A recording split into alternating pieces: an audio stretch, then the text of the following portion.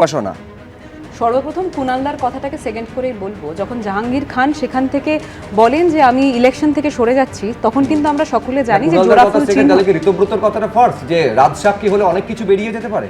না দেখুন, আমার কথাটা হচ্ছে যে আজকে কুণালদা যে বক্তব্যটা রাখছেন এবং বিভিন্ন মানুষজন যখন জাহাঙ্গীর খানকে স্পেসিফিক্যালি তাকে তুলে একটা বক্তব্য রাখা হয়েছিল যেখানে এই পুষ্পার কথাটা উঠে এসেছিল, তখন আমি বারবার স্পষ্ট করে বলেছিলাম পুষ্পা এই শব্দটা কিন্তু ওনার দ্বারা সেলফ ক্লেম।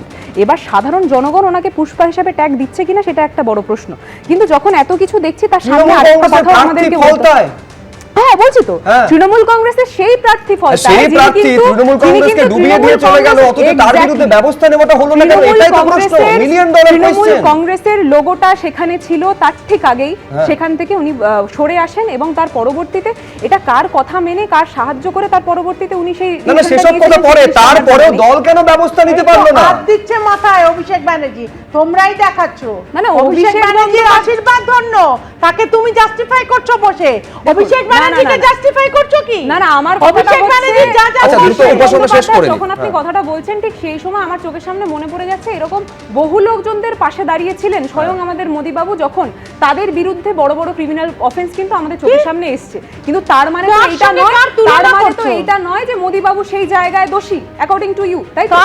আমার মূল প্রশ্ন হচ্ছে অভিষেক বন্দ্যোপাধ্যায়, আমি বলছি এই জাহাঙ্গীর খানের বিরুদ্ধে ব্যবস্থা নেওয়ার কথা দলের ভেতর থেকে উঠেছিল। কালীঘাটে মমতা বন্দ্যোপাধ্যায় অভিষেক বন্দ্যোপাধ্যায়ের উপস্থিতিতে দলীয় নেতৃত্ব প্রশ্ন তুলেছিল, তারপরেও কোন রহস্যজনক কারণে কোনো ব্যবস্থা দলের তরফে নেওয়া হয়নি, এ প্রশ্ন তো উঠবেই। আমি দেখাবো এই জাহাঙ্গীর খান নিয়ে গতকাল মুখ্যমন্ত্রী কি বলেছেন।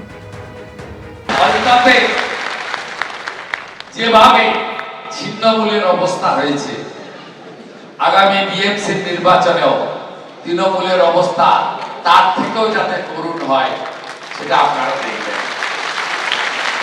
পুষ্পা ঝুঁকেগা নেই বলেছিল, ঝুঁকতে ঝুঁকতে পুষ্পা হারিয়ে গেছে। এখানে ওই যে ডাকাতটা আছে, পুলিশ মন্ত্রীর উপরে ছেড়ে দেন, ডাকাতটাকে ঠিক করার দায়িত্ব আমার। খুব ইঙ্গিতপূর্ণ মন্তব্য অরিন্দম দেয়া, যে কোট আনকোট ডাকাতটা আছে যে পুলিশ মন্ত্রীর উপরে ছেড়ে দেন, কি মনে হচ্ছে? দেখুন, I paid my deep respect to DGP of West Bengal mister Siddhinath Gupta. কেন আপনাকে জানাচ্ছি, আপনারা বোধহয় জানেন কি জানেন না, মিস্টার সিদ্ধিনাথ গুপ্তা কিন্তু শিলিগুড়ি যখন ডিস্ট্রিক্টের এসপি ছিলেন, উনি সেই এসপি যে ওখানে কামতাপুর লিবারেশন অর্গানাইজেশনকে নিশ্চিত করে দিচ্ছে এবং পুরো হাতের তালুর মতো জানে। এই যে আপনি পানি ট্যাঙ্কি বলছেন, এটা হচ্ছে কি দার্জিলিং এবং মহকুমাটা হচ্ছে কি আপনার শিলিগুড়ি মহকুমা। আপনাদের মধ্যে মনে আছে সেদিন আমি বলেছিলাম যে স্পষ্টভাবে বলেছিলাম যখন পালিয়ে যাচ্ছে পালাতে পারবে না। কেন, কিভাবে হলো ধরাটা?